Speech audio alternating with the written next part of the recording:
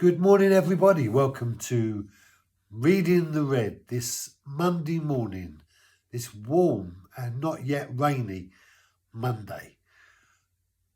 Matthew chapter 25 and verse 14. Jesus begins a new parable where he describes the parable called the parable of the talents.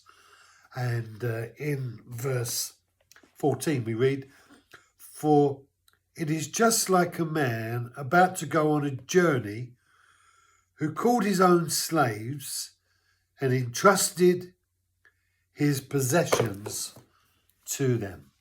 So he begins to build up this scenario. He said it's just like, and really he's building on the parable of the virgins, but he's wanting to reiterate what he's tried to say in the previous parable. So he sets this scenario up and he says, there's this rich man and he calls the slaves and he allows them to take charge of his possessions, meaning to act as he would act if he was here, but he's not here, but he's entrusted everything that belongs to him to them.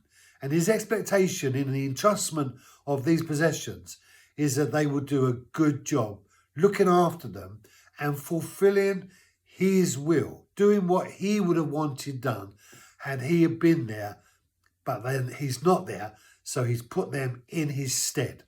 And so you get this scenario where Jesus is expecting these guys to operate according to the will of the master. And that sense of being responsible for is what God had given to Israel in the Old Testament when he invited them into a relationship, gave them the law and the statutes and everything, the sacrificial system and everything that relates to connection to him. And he said, in effect, go and represent me using what I've given you. And they didn't. Not always. Sometimes they did, and when they did, it really worked. But when they didn't, it really didn't. And in the same way, God has given to the church. Matthew 28, Jesus tells us, "Go ye make disciples of all nations, baptizing them in the name of the Father, Son, and Holy Spirit, teaching them to observe everything that I have taught you." And there's that sense of go and do what I was doing when I was here, but I'm going, so you now do what I was doing here. And the church has been given the commission to go and represent God in the earth in these days. And so this parable really is an indication of, as it were, his people representing him, God, on the earth.